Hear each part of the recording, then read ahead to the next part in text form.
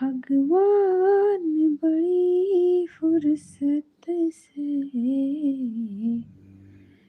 तोहरा के बनवले बाड़े।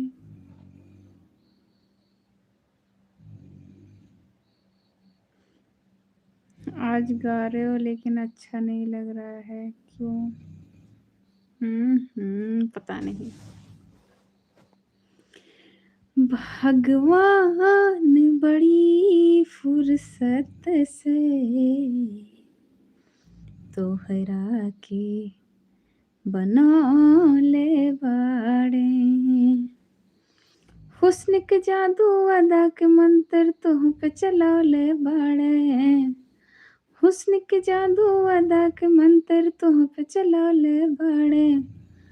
भगवान बड़ी फुर्सत से तोहरा के बनौले बाड़े। भगवान बड़ी फुर्सत से बीके भाई के बनौले बाड़े।